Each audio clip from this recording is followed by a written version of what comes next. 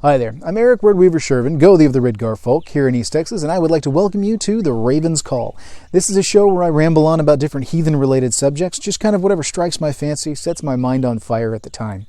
Big UPG warning at the beginning of these. As you guys know, I'm the middle-of-the-road heathen. Some basis in history, some growth towards the future. Not a hardcore recon, not a neo-fluffy bunny, meh. So, middle of the road, that's me. A little bit of both, and so growing towards the future, but steeped in traditions. Good stuff. So, you guys know the drill. Interact, all that fun stuff. All my contact information's down below. If you haven't subscribed, please do. Ding the bell.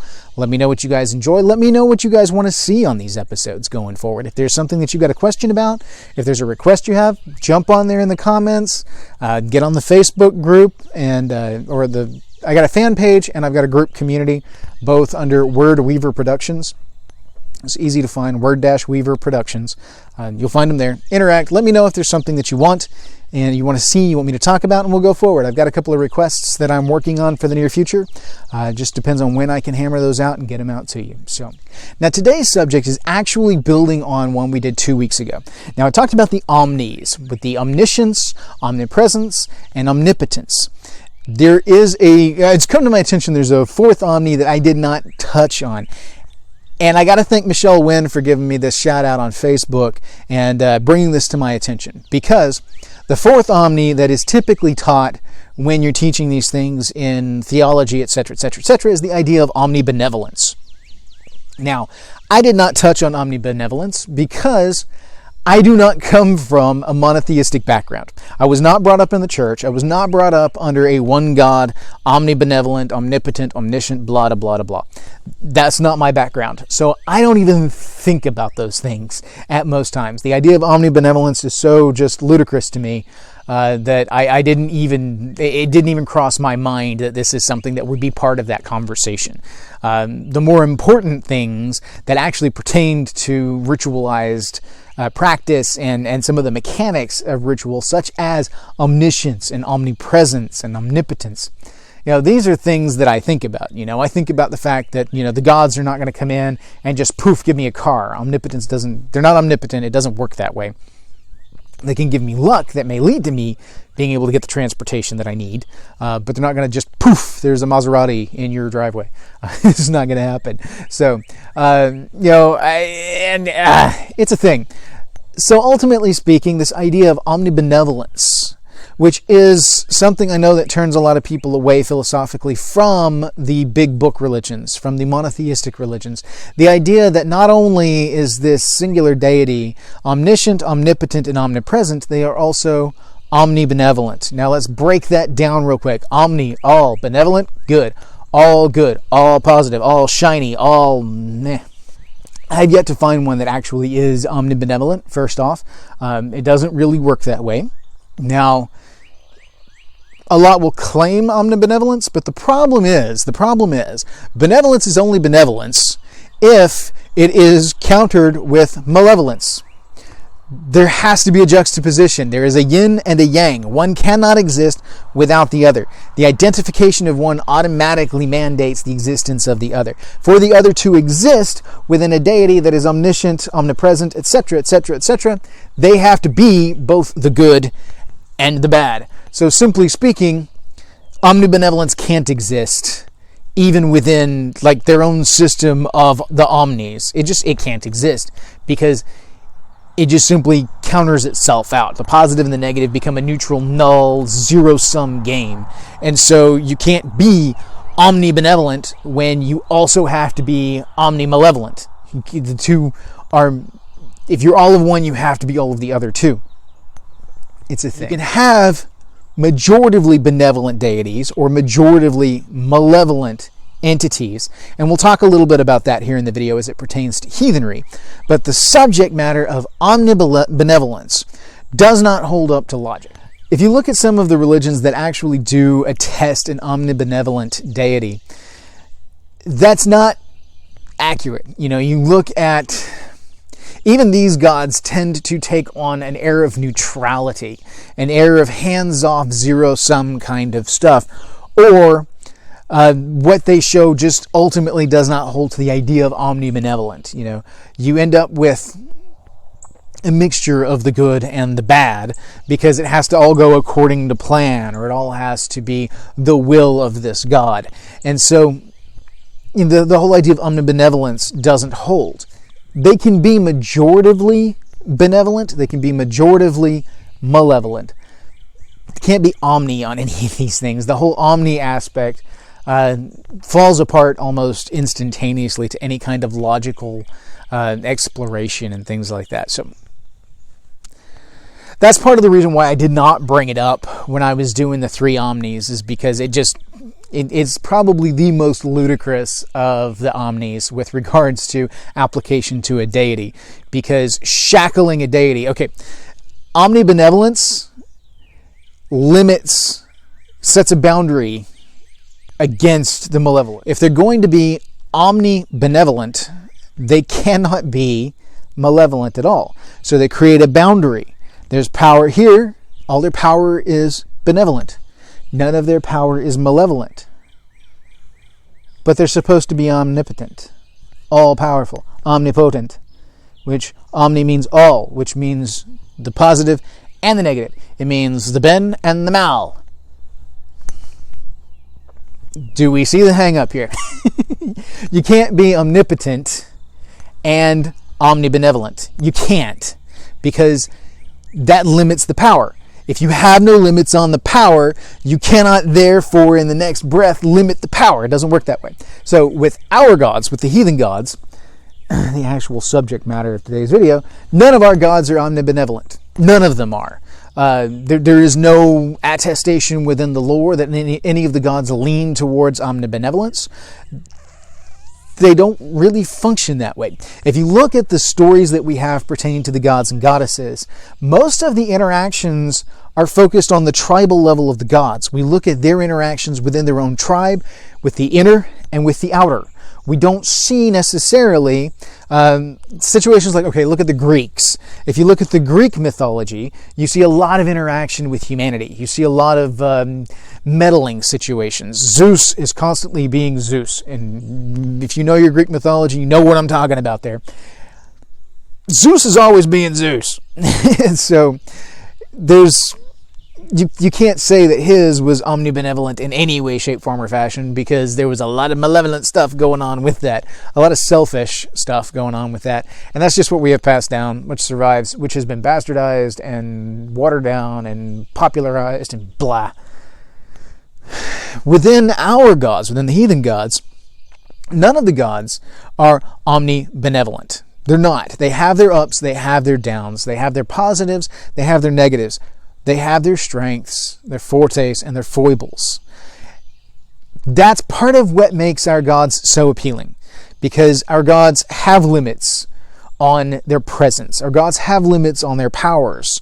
Our gods, like the omnipotence aspect, if there were no limits on the powers, then Thor's journey to Uthgar Loki would have been a cakewalk. He would have just done all of that, and it wouldn't have been anything. He would have snapped the Midgard serpent in two. But he couldn't. He couldn't quite lift the Midgard serpent all the way out of the water. He couldn't quite best old age. He couldn't touch old age as far as that goes. He couldn't quite drink everything from the horn. He had limitations. That whole story about Uthgar Loki and Thor and Loki and Thjalfi going there is a tale that is specifically illustrating the limitations placed on the gods. Okay? Specifically illustrates this. And there's a number of others that do as well. So, as far as the benevolence aspect goes, the closest one that I think you could possibly even remotely pull to might be Balder. But even then, that's just simply because only the positive stuff really got written down about Balder, and there's not a whole lot written about Balder. We don't see him necessarily doing anything bad, but this is also the guy who willingly engaged in a game of, hey, throw lethal stuff at me because I'm impervious. This wasn't something, the story of Ragnarok and everything, the whole no thing on earth can harm Balder save mistletoe. it takes two to tango. And so for this game where they're throwing axes and swords and other lethal things at Balder, his arrogance in this whole I am impervious thing led straight to, hey, hit me. And so, which is perfectly normal. It's perfectly reasonable that someone would do that. I mean, honestly speaking, it's a guy thing to do, just in general, because most of the guys I know would so do that if they found themselves invincible one morning. They'd be like, hit me with everything you've got. This is awesome. A lot of women would do that too. So it's a perfectly human thing to do. And we transpose a lot of that onto the gods with these stories. Symbolism grows and expands into other things. But so for a god that has limitations such as this, that has foibles such as maybe some hubris, that hints that this is not an omnibenevolent god. He can be a majoratively benevolent god, but not omni. So doesn't hold. None of the gods illustrated within what lore exists and is passed down illustrates to us omnibenevolence on any of our gods. So didn't necessarily see a whole lot of point pulling in there, but because Michelle Wynn, shout out again, brought this up to me in the comments, I thought, you know what? I do need to do a follow-up on that and touch base on it. Because the gods are not omni anything. That's a great thing when we're talking about, and I touched on this in the previous video, but this kind of expounds on it a little bit. It's a good thing that our gods are not omnibenevolent, because the idea of omnibenevolence runs counter to tribal mentality anyway. If you think about it, the framing of the term omnibenevolence is built around a majoritively Christianized, or at least monotheistic, viewpoint on the world. It is not the tribal-based heathen kind of mentality. If you look at the dichotomies of this is better than this with regards to heathenry, the inner is better than the outer, action is better than inaction, etc., etc., etc. There's plenty of work done on this to explore this. I like the book by Eric Wodening, We Are Our Deeds. I know a number of you have gone out and read it. It's very, very dry. It reads like stereo instructions, but if you are interested in linguistics and how language plays into the representation of values for a culture, it's well researched, and I dig it. If you look at these things, you see that what the gods do, even the seemingly malevolent things that Odin might do when he is out in the worlds, such as stealing the meat of poetry, in getting to the meat of poetry, slaying the yard hands of the giant in order to even get there in the first place, all of these things he does to gain knowledge, to gain wisdom, to gain power that directly benefits the tribe. Everything feeds back into the tribe. A lot of people will try and portray Odin as being selfish in a lot of these things, but his self-betterment feeds back into the tribe. You don't see Odin doing things that run directly counter to the well-being of the tribe. And then you look at the stories of Loki, who just can't get it right, and some of his early stories are where his activities lead to problems within the tribe. He was trying to do right, just couldn't quite get there until later stories where he actively betrays the gods and he breaks frith. So in the idea of this, of the gods as building frith within the tribe, of focusing on what is better for the tribe, the Jotun would see Thor as a malevolent entity because he is constantly at war with them. The gods see Thor as a benevolent entity because he is protecting them. You're talking about words that are relative to culture, that are relative to your own position within this particular relationship. And so when we're talking about our gods, we're going to look at things from a frame point of within the inner of the gods, because the gods are those to whom we owe our troth. They are the ones to whom we owe the building of the world. Look at Odin, Vili, and Ve. If you are Ymir, they're a malevolent force. If you are those that were created because the gods slew Ymir and created the world, they're a benevolent force in that interaction. But even within some of the stories and sagas that we have, Odin then goes on and chooses the victors in battle and decides who gets to be what, who gets to survive, who gets to win, and who doesn't in war. And depending on which side of the battle you're on, that's either benevolent or malevolent. It's completely off base to try and think about these things in those terms, simply because It doesn't jive with heathen mentality. That's not the way heathen mentality works. We don't function on a good versus evil ideology, which is where the omnibenevolence comes in. It's the all good versus the all evil adversary. But the existence of the two therefore negates the omni. For them to be omnibenevolent, for them to be omni anything, they have to be both the good and the bad, and therefore just are omni. The application of the term benevolent throws a kink into the whole thing. Benevolent is an identifier that creates a differentiation between benevolent and malevolent. So it is a limiter. You cannot put a limiter on the term omni. It doesn't. No, you can't do that. It doesn't jive.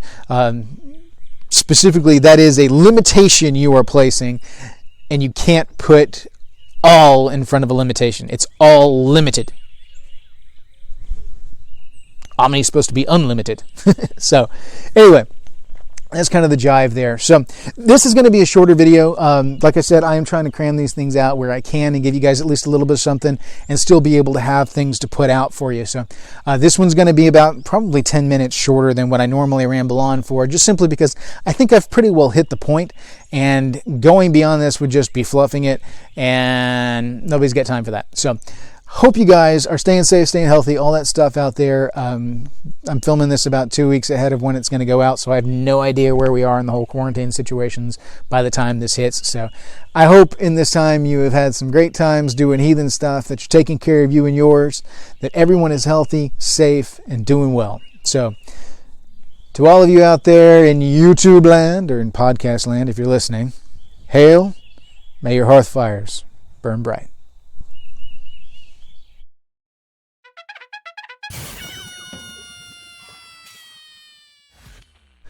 All right, let's try another one. I'm trying to stack these because things are crazy, and if I can stack them, I'm going to stack them. Times. It's all right. It's all right. I have been up for a stupid length of time right now because I worked night shift last night. Crazy. Anyway. I'm tired. Tired. Anyway, we're going to talk a little bit about omnibenevolence at this point. So, simply because it was something that was brought up following my previous video. And I can't... Damn it. Hold on. All right, we're going to try another one.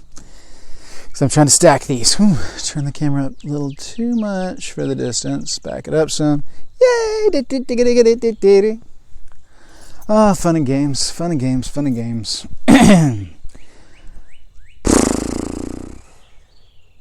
I'm tired. I knock this out while I can, though, because I love you guys, and that's why I keep doing it. So we're on in 3, 2, 1. Let's jam. No, that's not a COVID cough. Back in 3, 2, 1. Let's jam. Omnibenevolent. That is such an easy word for me to say, isn't it? Omnibenevolence. Yeah, omnibenevolence. So back in 3, 2, 1, let's jam. Maybe majoritively malevolent. Blah, blah, blah. Blah, blah, blah. Blah, blah, blah. Big words, tired, mouth mush. 3, 2, 1, let's jam. If they're going to be omnibenevolent, blah, blah, blah, blah, blah, blah, blah, blah. Big words. 3, 2, 1, let's jam. Pause. Drop my keys. So, 3, 2, 1, let's jam.